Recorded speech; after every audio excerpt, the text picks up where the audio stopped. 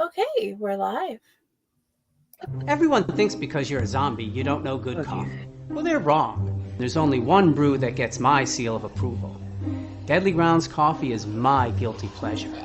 The aroma is so intoxicating. It brings all of my neighbors out of the woodwork. Deadly Grounds coffee. Coffee to die for and zombie approved. It's good to get a little deadly. Use the front door! Oh, they're so disgusting.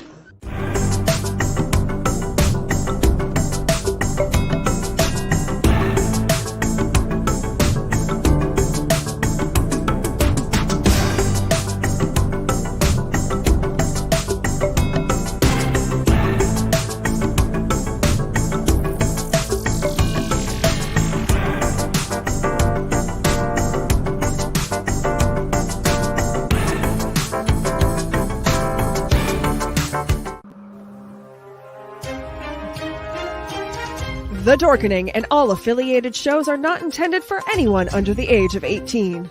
The following may contain discussions or scenes that have adult situations, graphic violence, nudity, strong sexual content, and graphic language.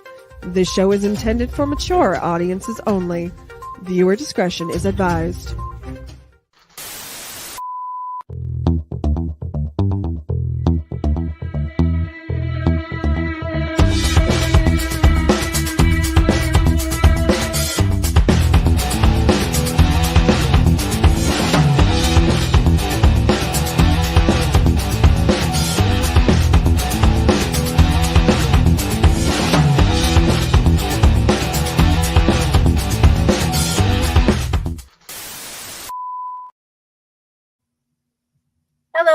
Hello, my beautiful lovelies. Welcome back to Unprinted Pages. I am so happy to get to be here on the release date of Andrew's new book, The Beneath the Deep Wave. Sorry for that slight brain fart. And welcome, Andrew. I'm so happy to see you. Thank you. I'm happy to be here. Can you please tell us a little bit about you? Certainly. So my name is Andrew McDowell. I'm an indie author based in Maryland. So this is a big milestone. I've been working on Beneath the Deep Wave for a long time, just as I did with the first book, Mystical Greenwood. So I am officially now a 2-book novelist. And in between and before that, I've appeared in many different anthologies and literary journals, principally through the same publisher, Faycor. So that includes poetry and short stories, and in some cases, little essays as well. So that is awesome. Thank you. Do you feel like you found your stride and your voice in your writing?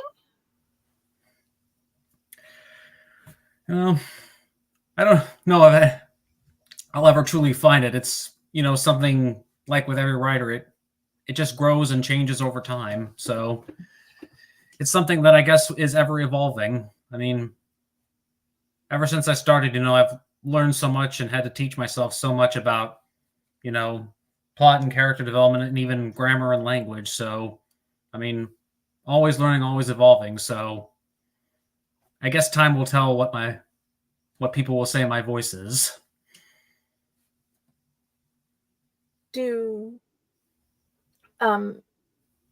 What made you want to write in multiple different genres?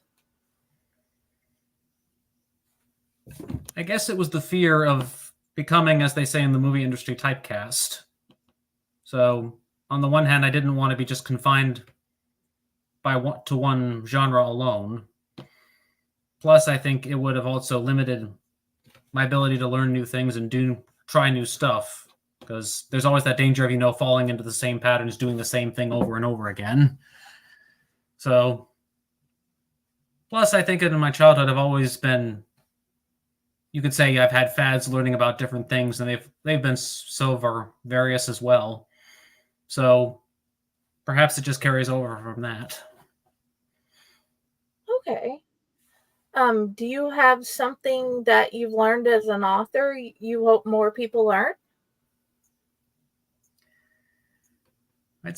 Well, I guess in most recent days, it's that I don't have to be perfect, because, they always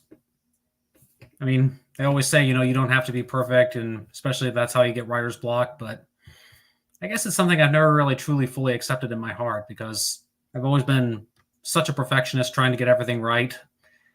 And believe me, that can be quite to use a literary analogy that was used actually about research at a panel at a convention called Balticon recently, and it was a rabbit hole. So yeah, believe me, chasing perfection can be such a rabbit hole. And all you do is cause I agree with that. Yeah, and all you can really do is it just creates more anxiety and stress. And believe me, I've been dealing with that all my life. So I guess at this point I totally understand. realized, if you do find errors and you can fix them, you should, by all means, certainly. But don't get too bogged down about all of it. Eventually, you'll reach a point where you just have to say, stop, time to move on. I think I've truly come to terms with that now. Okay. You had recently said, I'm not sure how recent it was. In another interview, you had talked about you finally figuring out that it's better just to start writing instead of trying to figure out the perfect words. As long as you got the words down, whether they're bad or good, it was the best thing. What is your best ideas and techniques to suggest to other writers about starting to do that? Well, I've seen many quotes like on social media talking about how like the first draft, doesn't need to be perfect. And that is definitely the case. You can look at my first book, or even how Mr. Beneath the Deep Waves started as well. So much changed since then and got moved around. So there was one analogy like that said, you're just like shoveling sand or whatever. But I think the point is,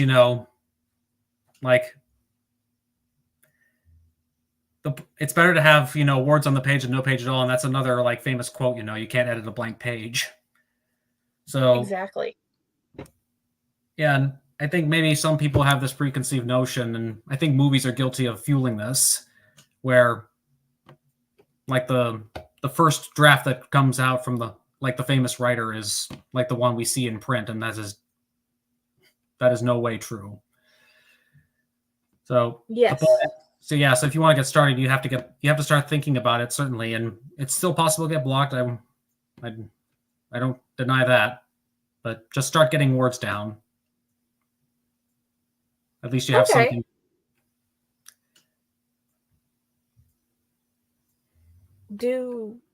Can you please explain different ways how one can use the beautiful idea you suggested, where you can take scenes from previous work in progress that didn't fit well in that work in progress into another the second book or a whole nother story?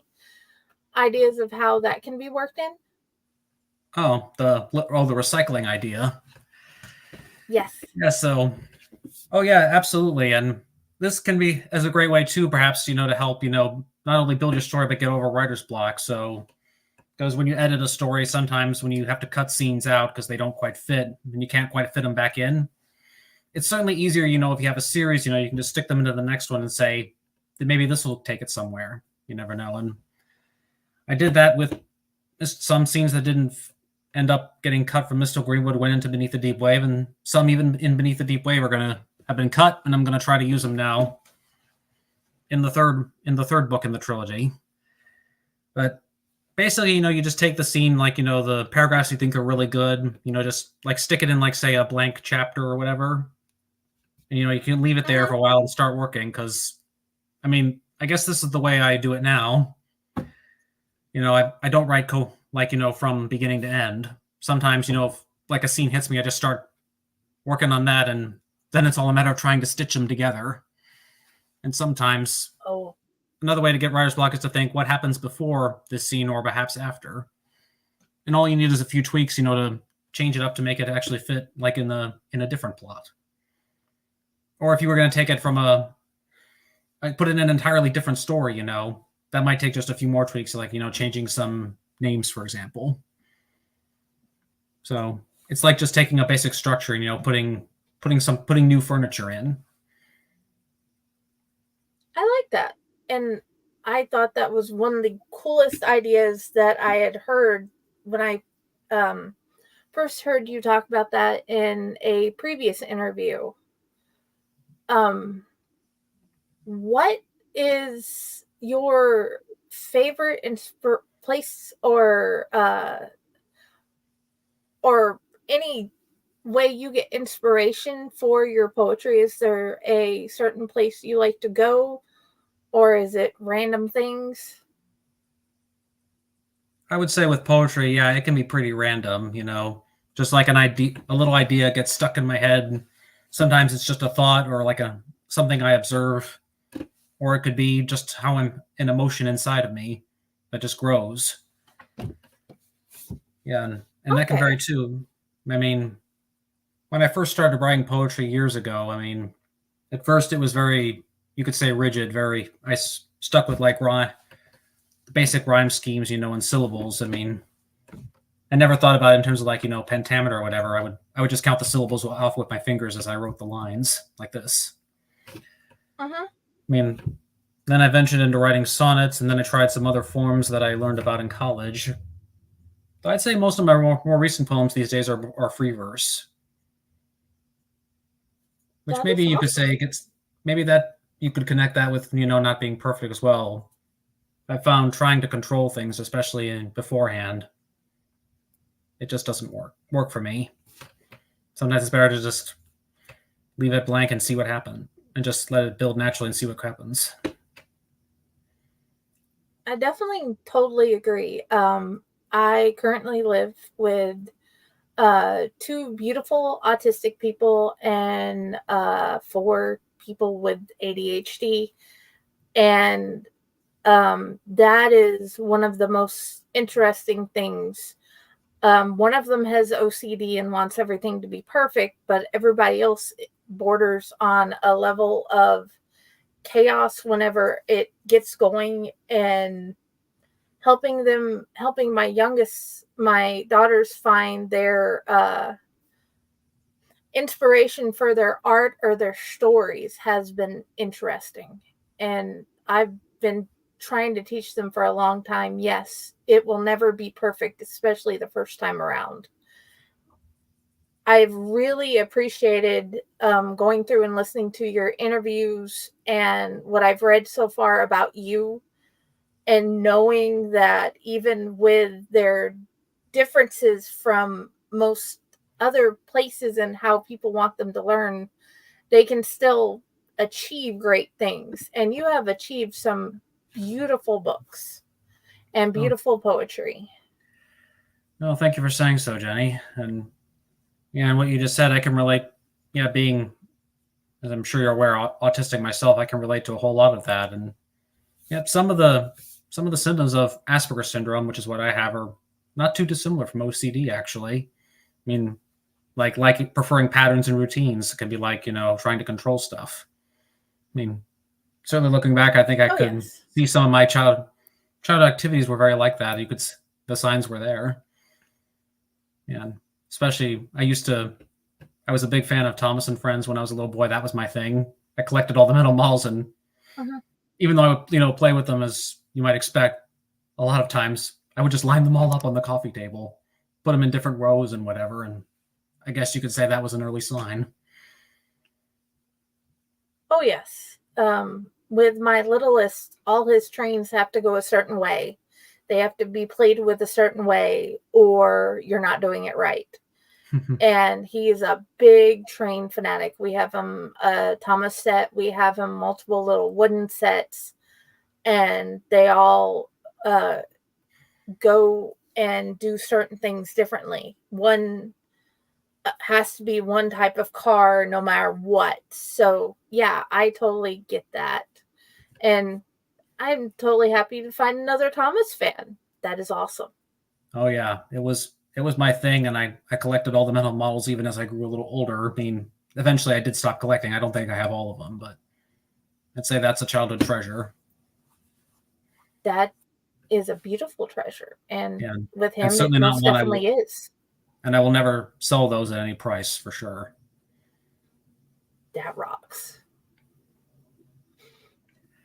What, as a author with Asperger's, is there anything you want kids and authors that are starting out to know about getting started as an author?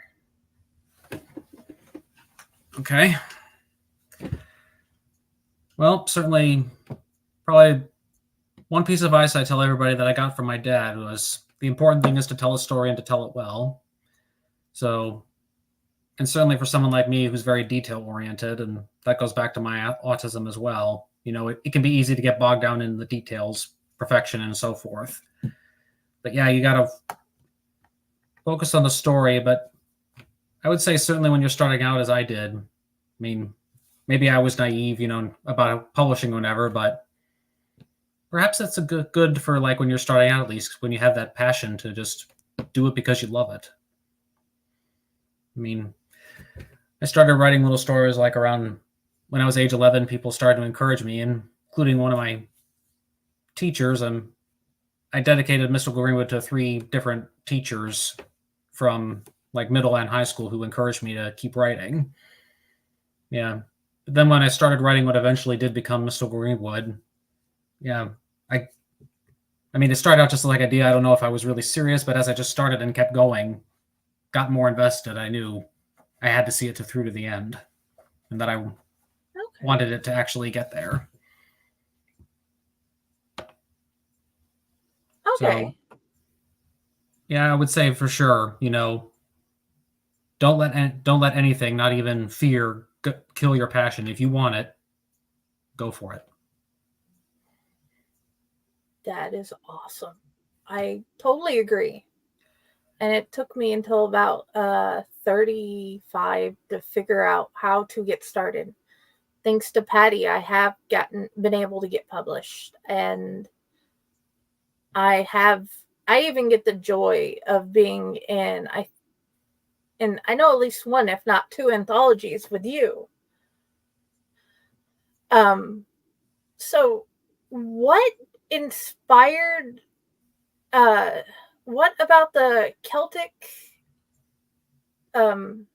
way and the Druid way of doing things inspired this amazing force-based magic system you have in your books? Well, that's an interesting story in itself. So I guess this might surprise you, but when I originally started writing what was become my first book, and this was before I learned how to properly use the keyboard. So I was writing longhand. I was not intending to write fantasy. I was actually intending to write horror. But as I was writing, I realized this is not the horror story I envisioned. And I think I understood it was actually starting to lean towards more fantasy. So when I had to rework it, and eventually that happened when I finally got to master the keyboard, thanks to unquestionably to a keyboarding class I took in freshman year. So I knew I had to rework it, and I guess I was searching for a theme to make it more unique, make the story, I guess, unique and perhaps something special.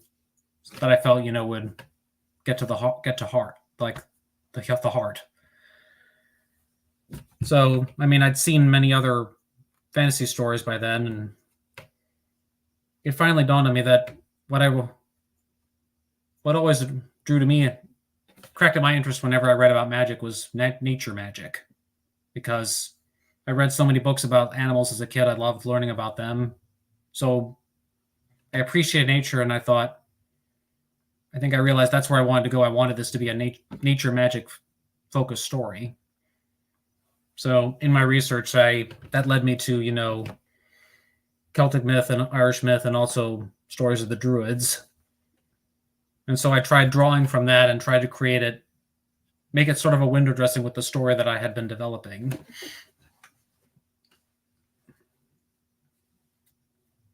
I can, as a reader, I can see how much you love animals in your stories. The sage advice of this is based, what they do is based on your magic. Pay attention to how they react to their environment, what they do, how they react with each other, and how that helps teaches them. Yep, I guess when in reading about animals and watching so many programs about them as a kid, like for example, as a kid, I watched a lot of the ones with the Krat brothers. Yeah, it was just so fascinating, and especially with my own pets, I like to think, that they have feelings and heart and thoughts as well. And They do. so I guess that's something I aimed for with my animal characters and by extension nature as well. Wanted to show like them suffering and going through things just like the human characters. So I thought that's how, if they were going to become one with nature, they had to try and find that connection, find what they have in common. Okay. How does the royalty in your stories how do they work with or react or cohabitate with the magic users? So you're referring to the new royal characters in the new book. Yes. Yeah. How is going forward? How is this from the beginning going forward? Less spoilery. How? Yeah, I guess you could say maybe for the older generation, they kind of see the importance of working with them with the alliance, but also perhaps some unease, because it's like these are people they have not seen and something has not been known in the land of Denu for so long. But I'd say for the younger generation, though, they find themselves, working much easier with them. Like they're more open. Yes. So, yeah, perhaps it's that clash of old and new. But certainly, I think maybe for some of the older ones, they lean more towards the one, but they don't fully, become friends. Whereas the younger ones, they become firm friends. That is awesome. With the villains that have that are using the dragons and whatever other magical creatures they have come across, what type of motivation and reasons are they fighting for? Why do they want to do what they're doing?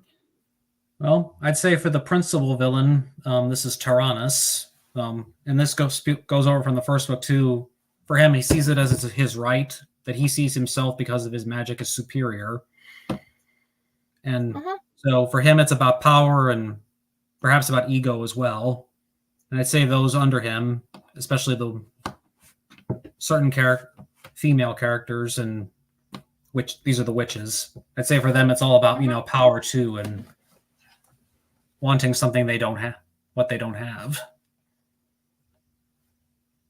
Okay.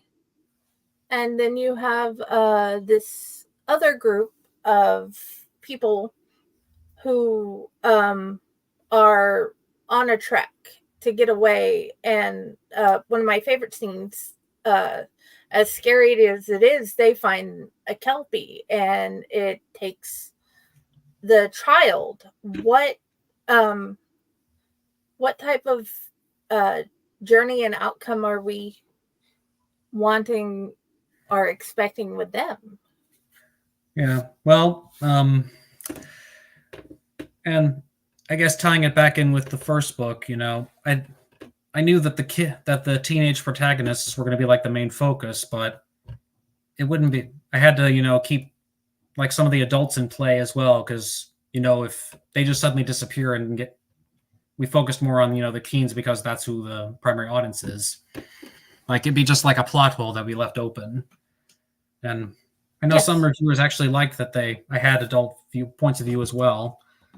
So just trying to keep, the main characters and some of the main characters in play. So this includes, the older generations. So I guess for them, certainly, especially the main two in that scene, it's about, finding a new connection together and perhaps coming to terms with not only with their situation, but also being able to move forward despite what happened in the past. Okay, and please forgive me. I am terrible with character names in the books I'm reading. A lot of times I have to keep going back and relooking at them. I apologize about that. And I've spent a decent amount of time reading, but also I have a 4-year-old and a 10-year-old and a 12-year-old, and my brain is just not working at the moment. But okay, move. And we're talking about Beneath the Wave, this book. Right. Beautiful viewers. And I also have another one for the first one. And moving from the first one, what has been your favorite characters or character in the book so far? With both books. Well, I guess the number one character probably would have to be my protagonist, Dermot. So I've always thought of Dermot as the nature lover in me. Someone who, sees nature and sees more than just, trees and animals. He sees its sacred value and also respects the other lives there. So I think for him, it's a spiritual journey of discovering not only the truth about the natural world and his connection to it, but about himself. I mean, certainly when I started out, and this was something I mentioned on one of my blog posts, I see Mystical Greenwood as like the initiation phase of the hero's journey that is made famous by Joseph Campbell. So I saw Dermot and his brother Brian as like the two different kinds of heroes that receive the call to adventure, because Dermot is the one who's not happy with his life and wants something more, whereas Brian is perfectly happy and is not looking for more. And certainly I am happy to say that a lot of reviewers as well have liked Dermot's journey as well, seeing him as, a bit selfish at the start, but someone who grows and matures. And ultimately, I think I want him to be someone who, rises above what he is to care for others, but also make a difference. And I guess he was someone who, I guess like me, was looking for his purpose in the world. And in nature, he found it. And from what I've seen so far in what I've read of the second book, he is very open to learning about it, very open into learning about himself and his emotions. And that is one of the harder things for any human to figure out. Trying to move forward with what happened, but also move forward with growing. Yeah, and I know a lot of writers in the past have seen nature as the place, where we discover ourselves. And certainly I wanted Dermot to embody that as well. In the first book, after he spends so much time in nature, when he goes back into a moment of civilization, like he feels alienated. Same with, I think, in the second book, he still feels out of place because, he found a home in nature after being there so long. So what are you hoping? What is the one thing you're hoping the readers to take from the book to going forward? Well, certainly with Beneath the Deep Wave, I hope they, that their respect, for the natural world is strengthened as well, building off of what was in Mystical Greenwood, because Mystical Greenwood spent a lot of time at forest, and Beneath the Deep Wave does too, but there's also a lot more exploration of the aquatic worlds as well.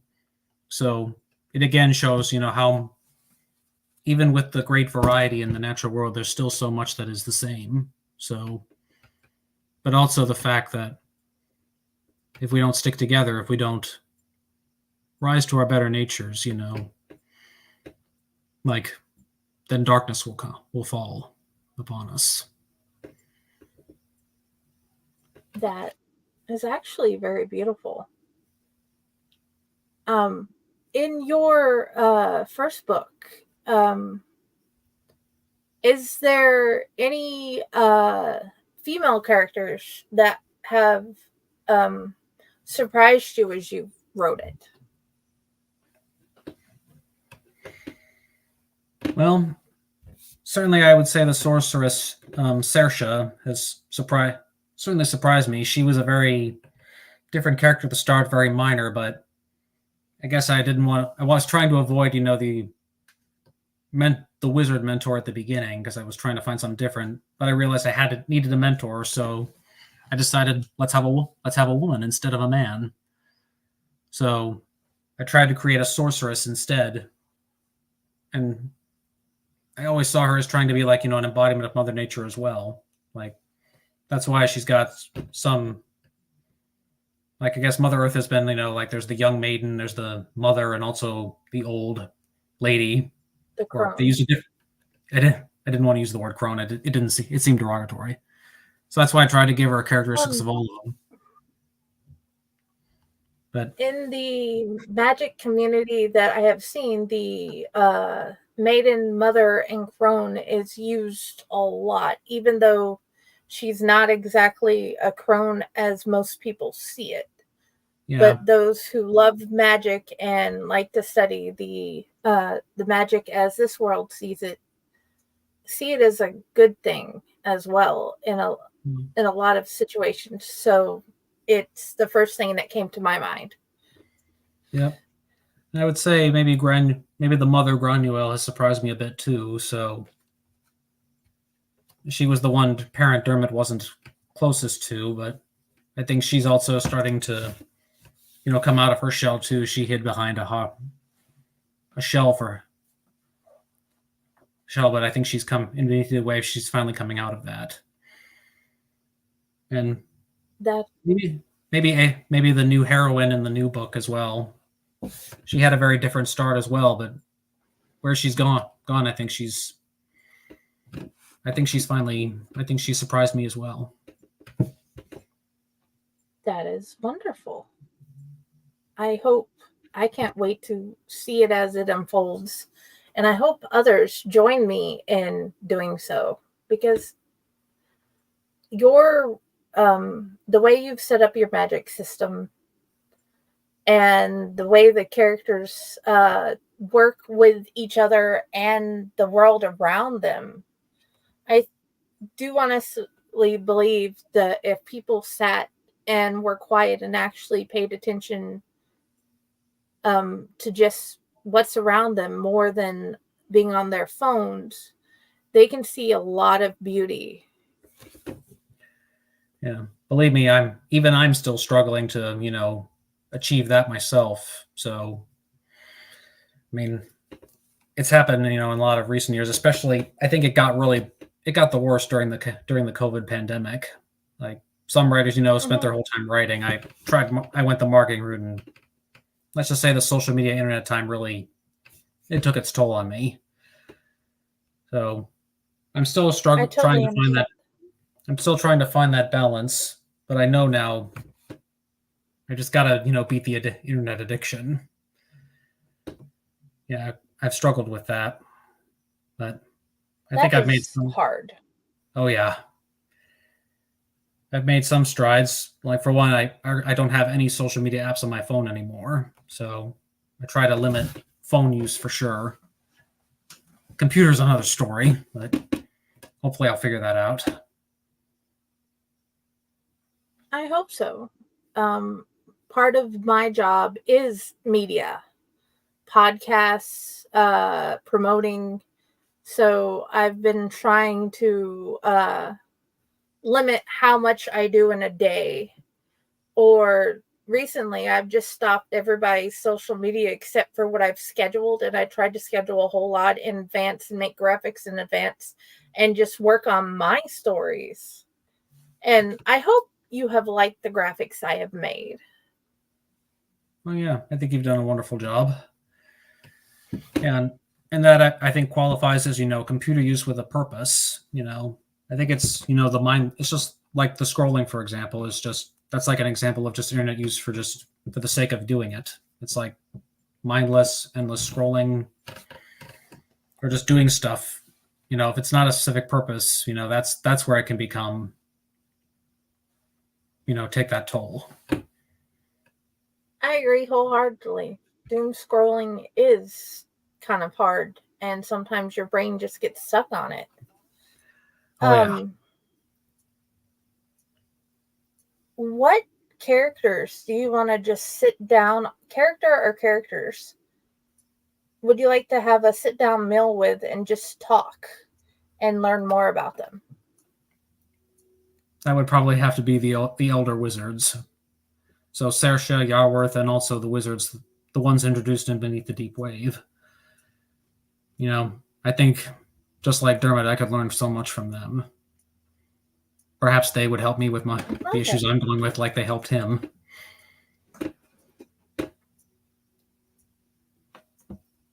That would, to be honest, that would be wonderful, just to sit down and talk with them and find out how to work through these things or get better at what we're trying to do. I agree with that thought process. Do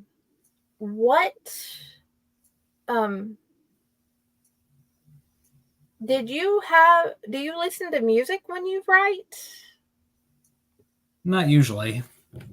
Mostly my music listening is usually when I'm listening to music, it's when I'm driving the car somewhere.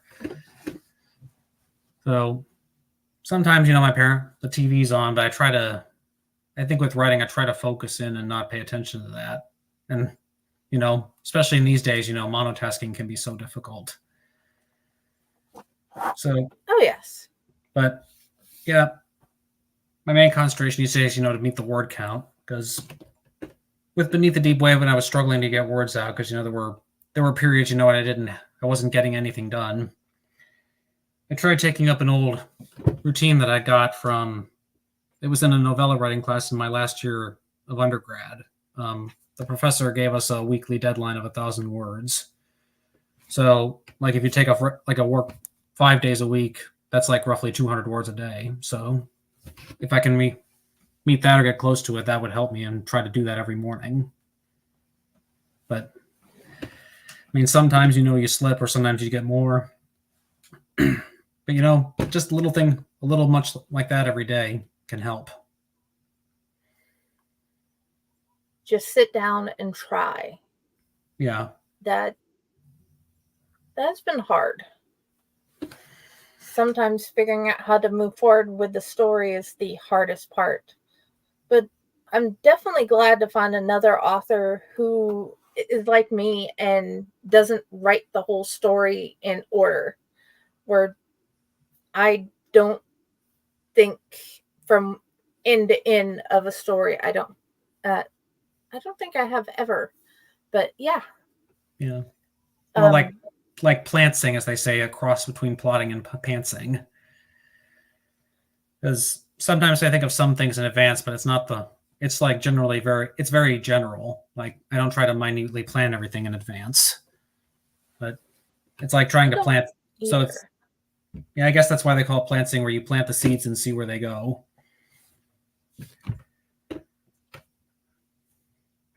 Because sometimes it's taken me 9 months to finish a story.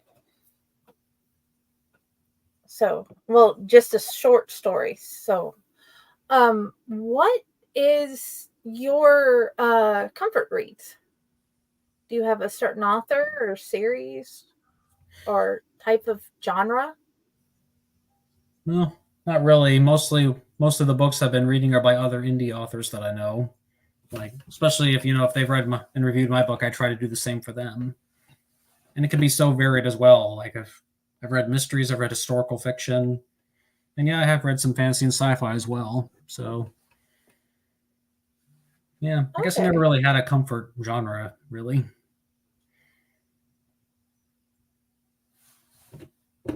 Do you plan on doing a collective works book of your poetry from the anthologies or your short stories from anthologies in one book?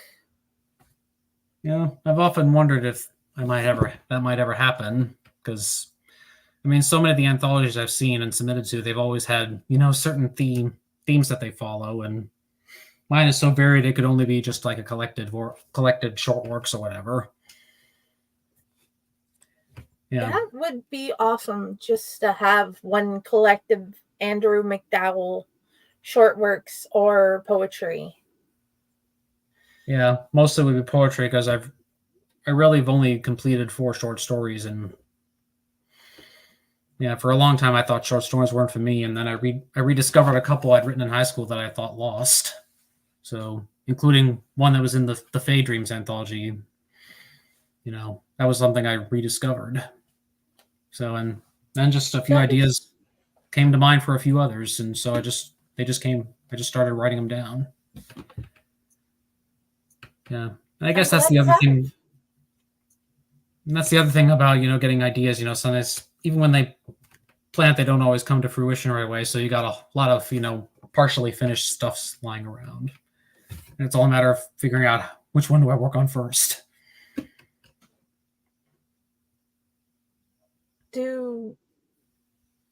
Are you a coffee or tea drinker, or neither? Coffee. Coffee?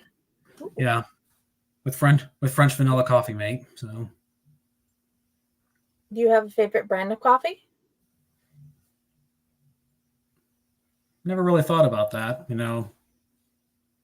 Just drink whatever I just drink what my parents buy, because I still live with my mom and dad. I live with my mother-in-law. So I definitely understand that feeling. Having them around can be a good thing.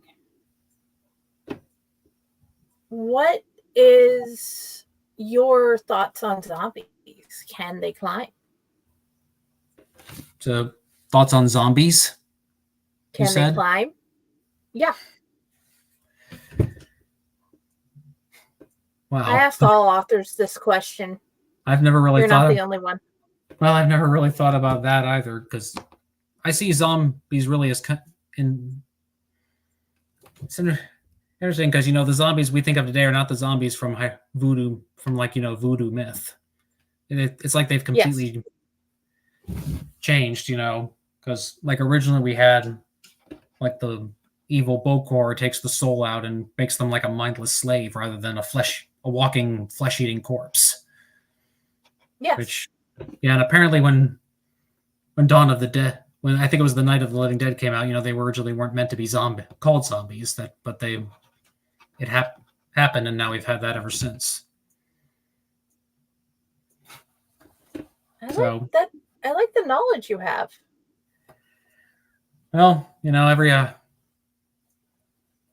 besides reading, I watch a lot of documentaries more so than like movies and television shows. So that's how I learn a lot of these things. That is really cool. The more I get to learn about you, the cooler you are. I have definitely enjoyed what I've learned today from what I've read and watched and getting to talk with you. So what can you give us an idea about moving forward with the Magic series, your what's next for the characters from Beneath the Dark Wave that live? Well, this is going to be a semi-spoiler, but Beneath the Deep Wave will end on a dark note. So, but they're just like with Missile Greenwood, there will be unanswered questions. So, I guess since we've had so many trilogies in fantasy, I always thought decided that was what I was going to do. So there will be a third and final book that will try to tie everything up. And I'm trying to figure that plot out now. So Okay. there's some little bits, and I've got like the seeds, but it's still going to be a while before that's done. Not rushing. Yeah, there will be one final book. And hopefully the good thing is but we I will get say I actually the have good thing written is it. we get to reread. But I have Sorry. one of the seeds I did have in mind was how the third book would end. So I think I've actually got that ending down. Now I've got to figure out how to connect it to that. Yeah.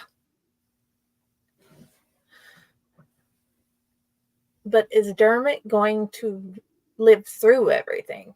Have you figured that one out?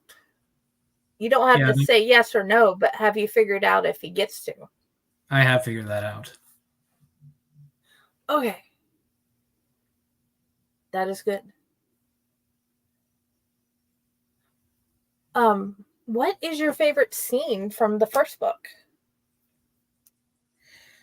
Well, there have been a couple good ones that I've enjoyed. I guess I always enjoyed how I opened the prologue with the introduction to nature's beauty. I worked on that so hard trying to get it. That's one of the few cases, where I worked on a perfection perhaps more than others. But some other good ones was a scene, where they learn even insects, can be creatures you don't have to fear, which part of it was rooted in research in what one book called Insect Allies, but also in another experience of my own where when we had the cicada breakout, I think it was 17 years ago when I was in middle school still. It was my dad who made me put a cicada on my finger to show me they were not dangerous. So that was a blend of research and real life. Okay, I have added that book to my notes to add to our collection for my littles. What about the second book? What is your favorite scene from that?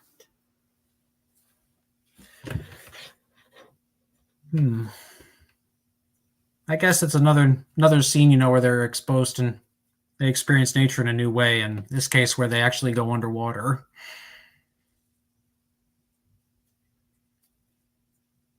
Do you have a favorite water creature that you added?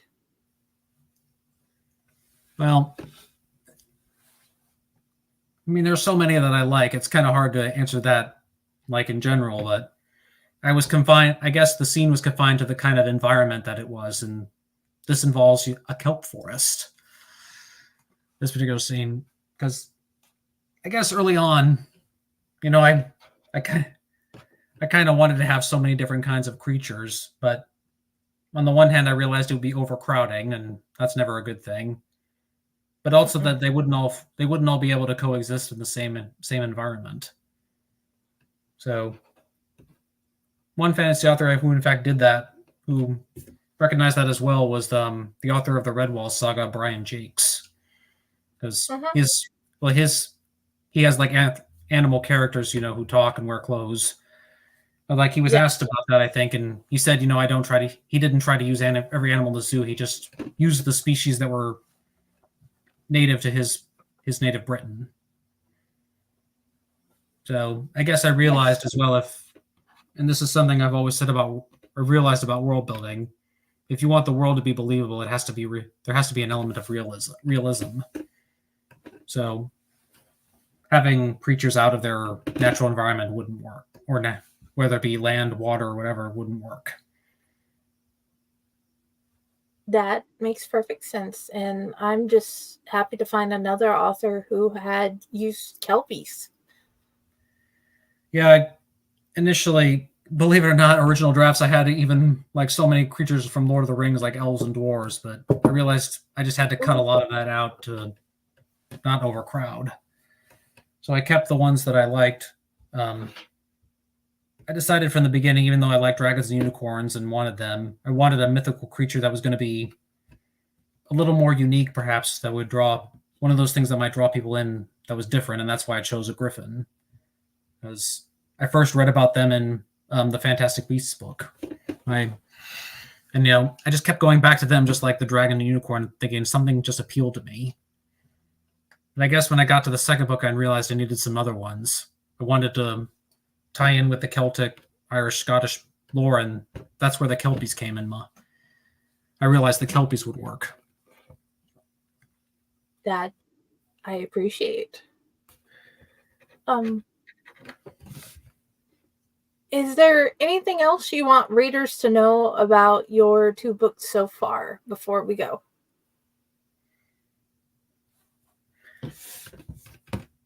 Well, just that I hope readers will enjoy them, and certainly with Beneath the Deep Wave, I hope they won't think I've lost my touch. I have definitely enjoyed it so far, and if it wasn't for school and helping my youngest so much with his school, I would have already finished it when I got my hands on it. But thank you for writing. I want to say that first off. Thank you for writing, and I would like to suggest all our beautiful viewers first check out Mystical Greenwood. Find out how Dermot's story and all his friends and family and what he finds gets started. And please read this book. I have enjoyed it so much so far, and I hope you do too. And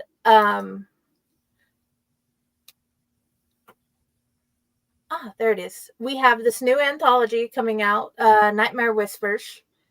And we have so many great authors, and I am so grateful that Andrew and my daughter and I get to be in it together along with all these other beautiful creators. And where would you like people to find you? All right. Well, I would say my website /blog would be the main hub where to find me online. Let me see if I can put it in the comments here. I have it in the above and below wherever they watch it. I've made sure I put it there after I found out what it was. Yep. So it is most definitely there. All right. So yeah, that's the main place where you can find out links to my published work, and my blog will give you many different insights into the writing life. Plus, if you want to follow me on social media, links are there as well.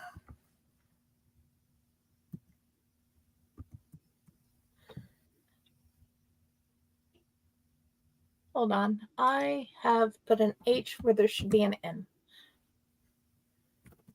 Well, there we go. Bad. I've done that sort of thing too. Okay. Now it looks right. There we go.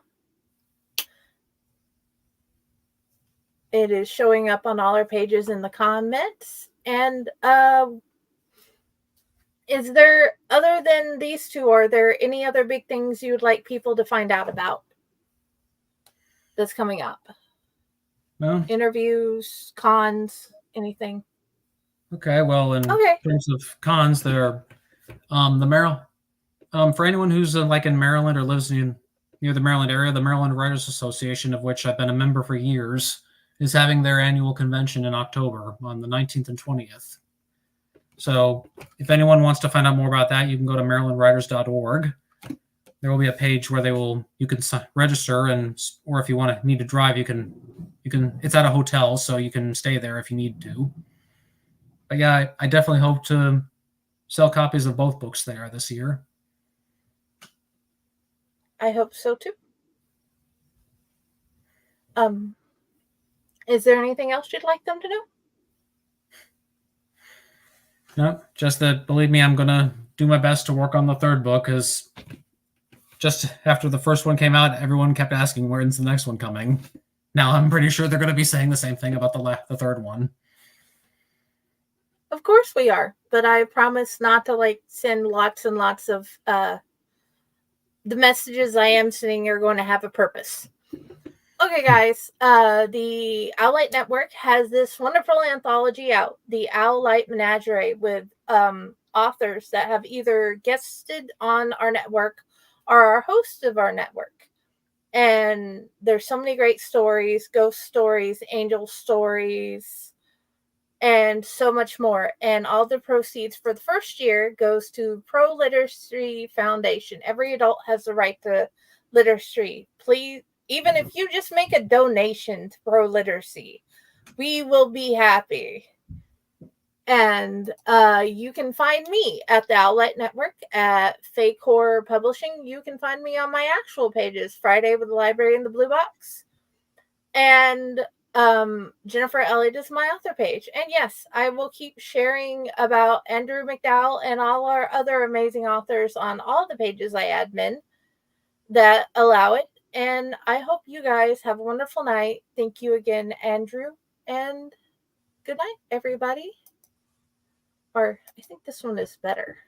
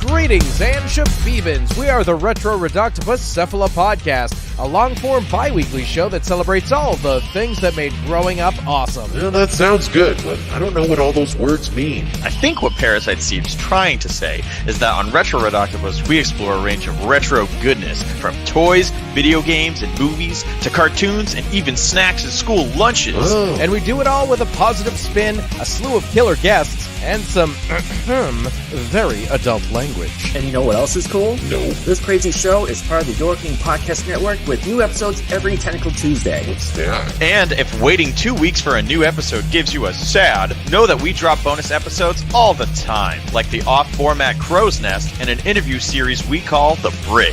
You can listen to Retro Octopus on Apple Podcasts, Spotify, Stitcher, or any app that's cool enough to carry the only show that celebrates all the things that make growing up awesome.